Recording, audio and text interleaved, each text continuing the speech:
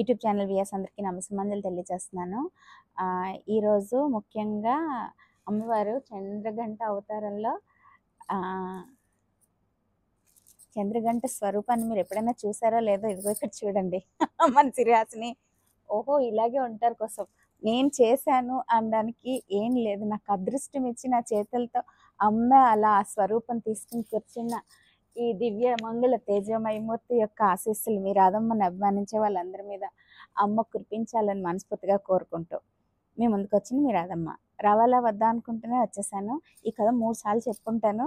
మళ్ళీ 4గోసారి చెప్తున్నాను. ఎందుకంటే పదే పదే మీకు చెప్తూ మీ వంకను నేను తలుచుకుంటూ ఆనందానుభూతులు అనుభవించాలన్న ఉద్దేశంతో చెప్తున్నాను. అసలు దుర్గా దుర్గా దుర్గా అంటాం.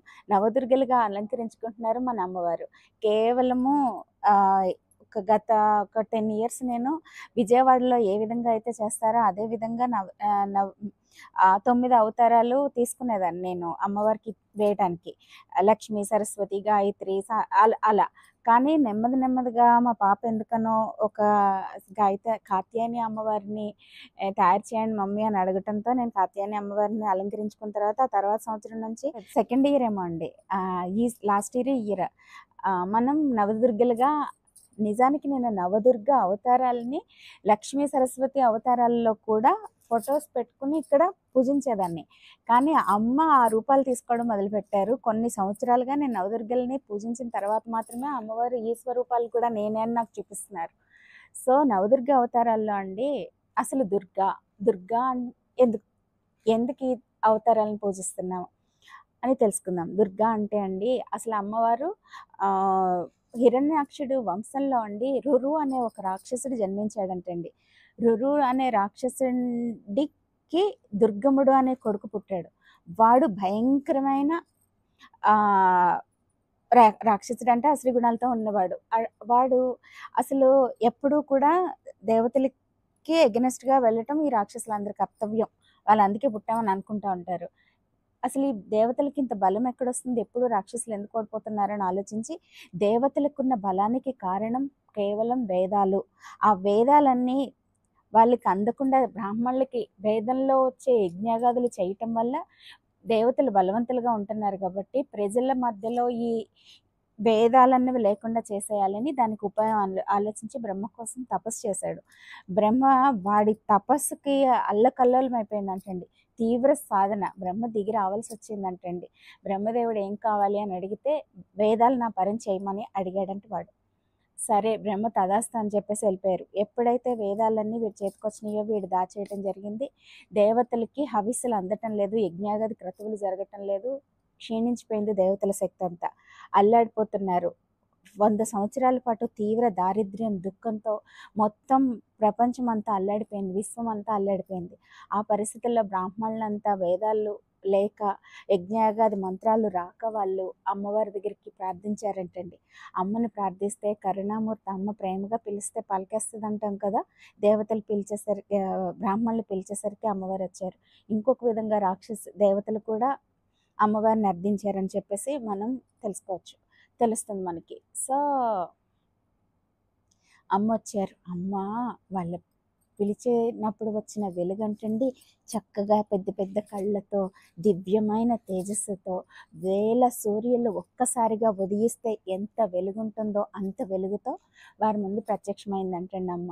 అమ్మ ఎప్పుడైతే ప్రత్యక్షమైందో అప్పుడే మనకి శతాక్షి అవతారం ప్లస్ కరువు కాటకాలతో ఉండడం వల్ల అమ్మవారు చేతుల్లో వివిధ ఆయుధాలతో పాటు కూరగాయలు అన్నీ పట్టుకొని రావటం అవన్నీ ఆకలి దప్పులతో అమ్మ ప్రత్యక్షం అయిన వెంటనే అప్పటి వరకు అమ్మ ఎక్కడ ఉంటుందో ఆ ఇంటి చుట్టూ వెలుగులు ఉంటాయండి. ఇప్పుడు మన ఇల్లు చూపిస్తాను. మన ఇంటి చుట్టూ కూడా అమ్మ ఎవరో అడిగారు నన్ను ఈరోజు, ఏంటి పెళ్ళికేసినట్టు పందిళ్ళు వేశారని. పెళ్ళి అమ్మ అండి. అమ్మ కోసం మనం పూజలు చేస్తున్నాం, నవరాత్రి వ్రతం చేస్తున్నాం అంటే మన ఇల్లు ఎంత శుచిగా శుభ్రంగా ఉండాలి. మనం నవరాత్రి చేసుకునే వాళ్ళండి మొత్తం ఇంట్లో వీలయ్యి ఓపిక ఉండే ఒక మండపం ఏర్పాటు చేసుకోవాలండి.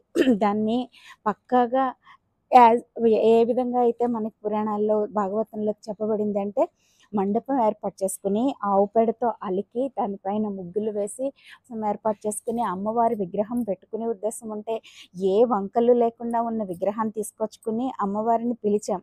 ఇప్పుడు మన ఇంటికి అతిథి రూపంలో అమ్మవారు వచ్చారు. ఇప్పటి వరకు లేదా ఇప్పుడే వచ్చిందంటే ఈ నవరాత్రి అన్నది ప్రత్యేకమైన పర్వదినాలండి. ఇప్పుడు అమ్మవారి శక్తి మనకి దగ్గరగా ఉంటుంది. ఈ వచ్చిన శక్తిని మనం ఉపయోగించుకోవటం కోసం మనలో ఉన్న దోషాలు కల్మషాలు పోగొట్టుకోవడం కోసం అమ్మని పూజిస్తాం. ఆ అమ్మవారు వస్తున్నారు అంటే మన ఇల్లంతా ఎంత పందిరి వేయాలి, ఎంత ఆహ్వానించాలి. అమ్మ నా కోసం ఇంత తపన పడిపోతున్నారంటే మన ఏర్పాట్లు చూసి ఇంకా అమ్మకి రాను నేను వీళ్ళ ఇంటికి వెళ్ళను అనే పరిస్థితి ఉండదన్నమాట. పిలుస్తుంది ఇది దీని ఇంటికి వెళ్ళి కూర్చోవాలి అని అనుకుంటారు. అలా ఆ అమ్మ వచ్చి ఇల్లు ఎలా వైభవంగా వెలుగుతుందో అలా అమ్మయ్య వెలుగులు విరజిమ్ముతా అక్కడ ప్రత్యక్షమయ్యి కరువు కాటకాలు మొత్తం అన్నీ పోయినాయి అంటండి. ఒక్కసారిగా వర్షాలు వాగులు వంకులు పొంగి పొరలుతున్నాయి, పచ్చగా చెట్లు చిగిర్లించాయి. ఇవన్నీ చూసేసరికి దుర్గమ్మడికి అర్థమైంది. అప్పుడు అసలు వాడు వస్తా ఉంటే ఒక యుద్ధాన్ని వర్ణిస్తారండి. భయంతో దేవతలు కూడా భయపడ్డారంటండి. అంత దుందుబి నాదాలతో ఒక భయంకరమైన యుద్ధానికి వాళ్ళు సన్నద్ధమై వస్తూ ఉన్నప్పుడు ఆ అమ్మవారు ఆ సమయంలో తీసుకున్న నవదుర్గ స్వరూపాల కింద కూడా మనకి తెలియచేయబడిందండి. అమ్మ ఎప్పుడు ఏ రూపం తీసుకున్నా కూడా అసురీ సంహారం కోసమే వివిధ అవతారాలు ఎత్తుతారండి. ఆ విధంగా దుర్గమాసుర సంహారంలో తను తీసుకున్న 9 అవతారాలని మనం 9 రోజుల పాటు పూజించుకున్నట్లయితే మనకి మూలాధార చక్రం నుంచి సహస్రారం వరకు చేరే వివిధ ప్లేసెస్లో మనకి అమ్మవారు వివిధ చక్రాలు అనొచ్చు. మనకి ఒక్కొక్క రూపంలో అమ్మవారు మనకి సహాయం చేస్తారని ఇంకొక విధంగా తెలియచేయబడింది. ఇక అమ్మవారిని పూజించే వాళ్ళు ఎలా ఉండాలి, ఇది చాలా ఇంపార్టెంట్ అయిపోయిందండి. నేను పూజిస్తున్నాను కదా అని 4 రుద్రాక్షమాలలు వేసేసుకుని నేను ఆరెంజ్ కలర్ చీరలు కట్టుకుంటేనే నేను భక్తురాలని అని మీరు ఎప్పుడు తప్పుగా పొరపాటుగా అర్థం చేసుకోకండి. మనం ఏ వేషం వెయ్యకుండా కాశీనండి నేను వీడియో చెప్పే ఉంటాను. వారణాసిని రహస్య నగరము అని అంటారంటండి. ఆ పేరు మరి ఎంతమందికి తెలుసు. ఎందుకు అని అంటే నార్మల్గా బ్రతుకుతూ ఉంటారండి. ఇదిగో మీ రాధం ఇలా మేకప్లు వేసుకుంటుంది, లిప్స్టిక్లు వేసుకుంటుంది, రంగురంగులు మ్యాచింగ్లు వేసుకుంటుంది, అన్నీ వేసుకుంటారు, అన్నీ వస్తారు, మీకు అక్కడికి వస్తారు. ఎన్ని వేల మంది అలాంటి సాధకులు ఋషులు మహర్షులు కింద ఉన్న వాళ్ళు ఎంతమంది చూడ్డానికి అసలు ఏమీ అర్థం కారంటండి. మామూలు వాళ్ళు ఎవరో వచ్చారు దర్శనం చేసుకుని వెళ్ళిపోతూ ఉంటారు. లక్షల మందిలో వాళ్ళు ఎవరో వేల మందో వందల మందో ఎంతమంది ఆ స్వామిని ఆ విశ్వనాథుని దర్శనం చేసుకుంటారో తెలియని పరిస్థితుల్లో ప్రతిరోజు గడిచిపోతూ ఉంటుందంటండి స్వామి దర్శనం. సో అలాగా మనం ఏ రూపంతో ఉన్నాం ఏ వేషంతో ఉన్నాం అన్నదానికంటే మన మనసును మాత్రం కల్మషం లేకుండా ఉంచుకోవాలని ఎవరు ఎన్ని పూజలు చేసినా ఎంతమంది మహర్షులు ఋషులు చెప్పినా కూడా ఈ శరీరానికి ఏమైనా దోషం వచ్చామో కానీ ఈ మనసుకు మాత్రం కల్మషాలు ఉంచుకోకూడదండి. ఎవరిని తిడుతూ ఎవరి కోసమో విమర్శిస్తూనో లేకపోతే ఏదో ఒక చెడు ఆలోచనతో వాడు పోవాలని ఆలోచిస్తూ అలాంటి దుష్ట సంకల్పాలున్న మనసులోకి గృహంలోకి కాదు ఆ మనసులోకి కూడా ఈ శరీరమే ఒక దేవాలయం ఒక గృహం అనుకుంటే ఈ దేవాలయంలోకి అమ్మవారి ప్రవేశం జరగదు. సో ఇప్పుడు మీకు అర్థమైంది అనుకుంటున్నా. మనం ఎక్కువ శారీరకంగా శుభ్రంగా ఉండాలి అన్నది ఇంపార్టెంట్ అని చెప్తున్నాం కానీ మానసికంగా దానికి 100 రెట్లు మనం శుభ్రంగా ఉండాలి. మనకి ఏ విధమైన మలినాలు అంటించుకోకూడదు, వాటికి దూరంగా ఉండాలి. వదిలించుకోవడానికి కూడా అమ్మనే శరణ వేడాలి. అమ్మ నాకు ఈ ఆలోచన ఉంది, ఇందుగో మీ రాధమ్మ కోపం ఎక్కువ, ఆ కోపం ఎక్కువ తగ్గించు అంటే చాలా తగ్గించేసిందండి. అయినా నేను అప్పుడప్పుడు చూపించేస్తూ ఉంటాను కదా, చేయించాను. అమ్మ అనుగ్రహం వల్ల మా పిల్లల్ని అడిగితే చెప్తారు. 18 ఏళ్ళ కిందట నన్ను చూసిన పిల్లలు ఆ రోజుకి ఈ రోజుకి నాలో ఉన్న తేడా, అసలు మీకు కోపం ఏమైపోయిందమ్మా అని అడుగుతారు.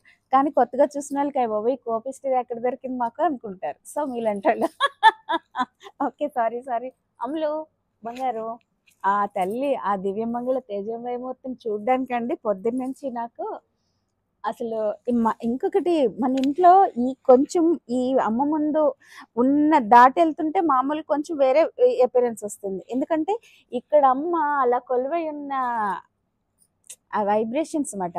ఇప్పుడు చెప్తున్నాను. ఇప్పుడు చంద్రఘంట అమ్మవారి గురించి నేను చాలాసార్లు చెప్పాను కదా. చంద్రఘంట అమ్మవారు అంటండి, తలలో చంద్రుని ధరించడం వల్ల అమ్మవారు గొంతులో గంట ఉంటుంది.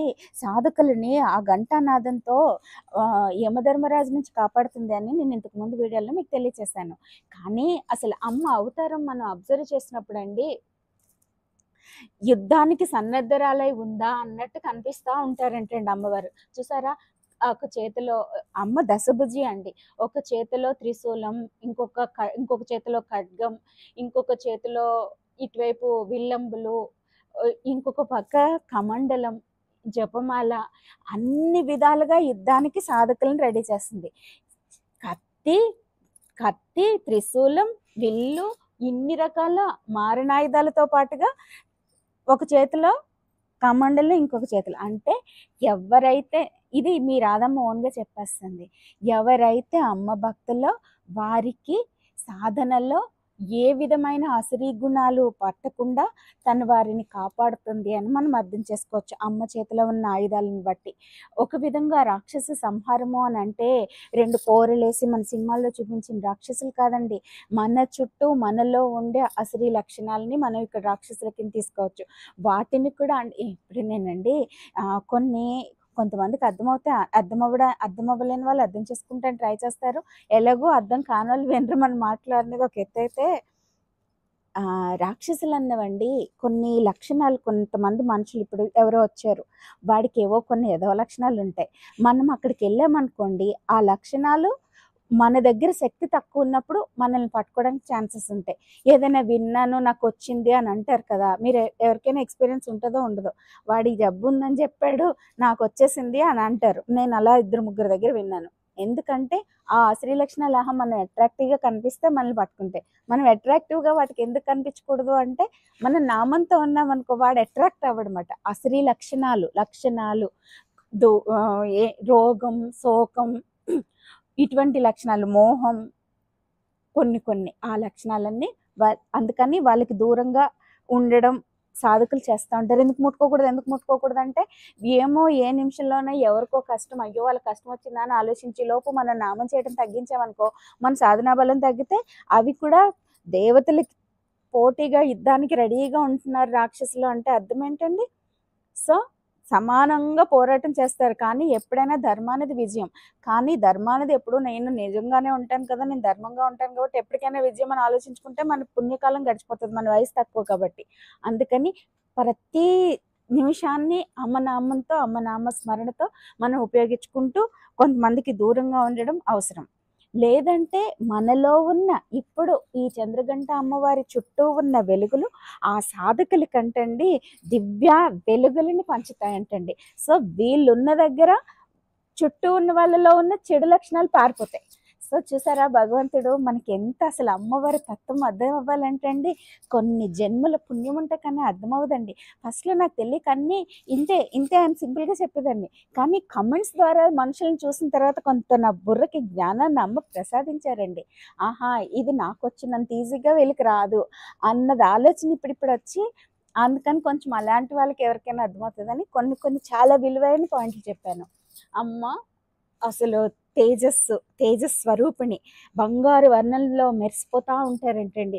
అమ్మ వెలుగుల చుట్టుప్రక్కలంతా ఇప్పుడు ఇది చూడ్డానికి, ఇక్కడ కూర్చోడానికి అదృష్టం ఉండే వాళ్ళు ఎవరో సాయంత్రం ఎవరో వస్తున్నారు, 10 మంది వచ్చి కూర్చుంటున్నారు. అమ్మ మరి ఏ జన్మల్లో చేసుకున్న పుణ్యం వల్ల వాళ్ళకి ఆ దర్శన భాగ్యాన్ని కలిగిస్తున్నారు. నేనైతే పర్టికులర్గా ఎవరైనా వస్తే పలకరించలేను, మాట్లాడలేను, పూజలో ఉంటాను. అమ్మను కూర్చోబెట్టుకున్నాను, అమ్మ నాకు ముఖ్య అతిథి. అమ్మ వచ్చారు, అమ్మను వదిలేసి నేను వచ్చిన వాళ్ళందరినీ రండి అని అమ్మని పట్టించుకోకపోతే అమ్మ బాధపడతారు కదా. అందుకని వచ్చిన వాళ్ళు ఎవ్వరూ బాధపడొద్దు. మీకు అమ్మ అనుగ్రహం కలుగుతుంది అనుకుని ఆనందపడి అమ్మని చూసుకుని అమ్మ దర్శన భాగ్యం, అమ్మ దీవెనలు తీసుకుని వెళ్ళండి అని చెప్పేసి ఈ సందర్భంగా తెలియజేస్తూ, చాలా ఎక్కువ విషయాలు చెప్పేసానేమో అని అనుకుంటూ మిమ్మల్ని నుంచి సెలవు తీసుకుంటున్నాను. Thank you.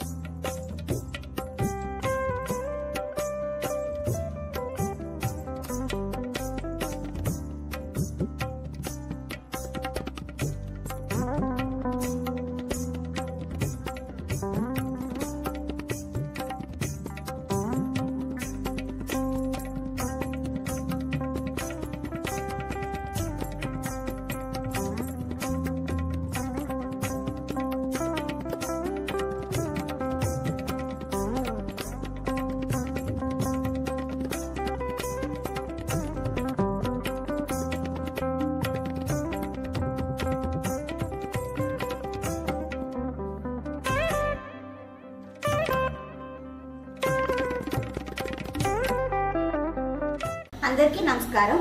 మీకు ఈ వీడియో నచ్చినట్లయితే please do like, share and subscribe me Radhamma vlogs.